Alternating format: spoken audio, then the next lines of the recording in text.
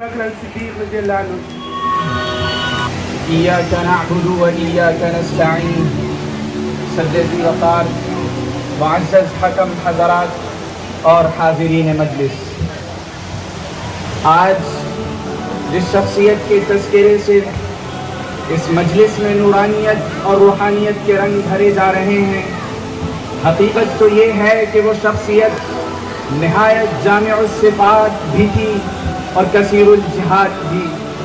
انسانی کمالات کا شاید کوئی ایسا شعبہ نہ تھا جو اس کی شخصیت کا اٹوٹ حصہ نہ ہو.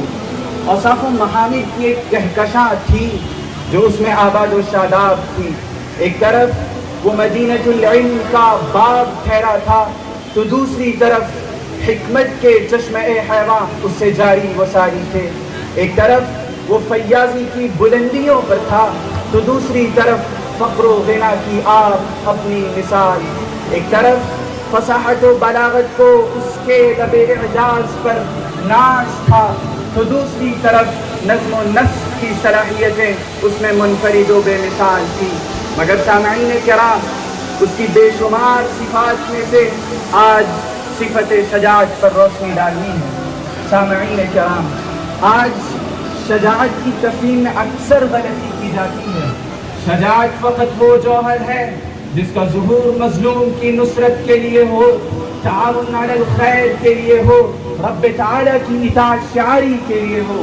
لہذا جب ہم بہادری اور شجاعت کے اس نقشے کو حیات علی کے اوراق میں تراشتے ہیں تو پاتے ہیں کہ علی اسد اللہ تھا، علی حیدر کرار تھا، علی بہادری کا بلند ترین معیار تھا، علی ظالموں کے لیے قہر اور مظلوموں کے لیے چراغ سحر تھا.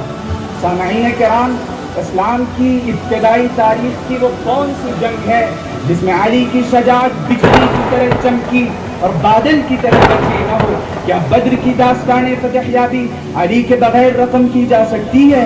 کیا احد کے میں علی کی ثابت قدمی کو داد دیے بغیر گزرا جا سکتا ہے؟ کیا خیبر کے بند دروازے علی کے دستے شجاعت کے بغیر کھولے جا سکتے ہیں؟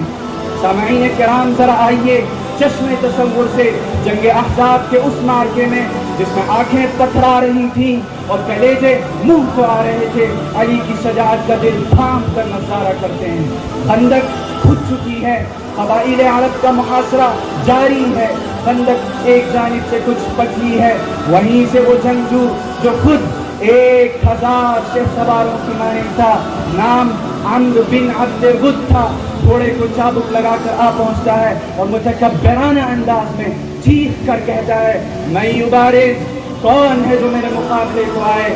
امیر المومنین گرچہ قد و خال کے اعتبار سے پرجلال تو نہ تھے، مگر شجاعت ایسی تھی کہ اہل ایمان کی امید تھے، رسول خدا کا اعتبار تھے، دشمنان خدا پر سخت بار تھے.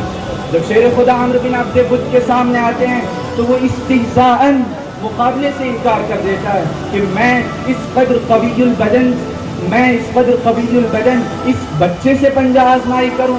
امیر المومنین نے پلٹ کر جواب دیا، ادھر آ ستمگر ہنر آزمائیں، ادھر آ ستمگر ہنر آزمائیں، تو تیر آزما ہم جگر آزمائیں. اب اسے طیش آیا، اس نے بھرپور جارحیت کے ساتھ شیر خدا پر حملہ کیا. امیر المومنین نے بھرپوری چابک دستی سے اس کے وار کو روکا اور اب جو دوسرا وار کیا تو اس کی شجاعت کا بھرم توڑ دیا اور ایسی ضرب لگائی کہ رسول خدا نے فرمایا، ضربۃ علی یوم خندق افضل من عبادۃ الثقلین.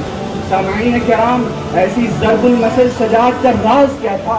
کہ کوئی غذا تھی، کوئی دوا تھی؟ نہیں. سنیے ملا رومی رحمت اللہ علیہ نے جواب دیا، قوت حیدر از مطبخ نبود، کہ حیدر کرار کی قوت کا دار و مدار مطبخ یا باورچی خانے پر نہ تھا تو پھر کس پر تھا؟ انہی کے روحانی شاگرد علامہ اقبال نے جواب دیا، تیری خاک میں ہے اگر شرر تو خیال فقر و غنا نہ کر، تیری خاک میں ہے اگر شرر تو خیال فقر و غنا نہ کر، کہ جہاں میں نانے شعیر پر ہے مدار قوت حیدری. وآخر دعوانا ان الحمدللہ رب العالمین.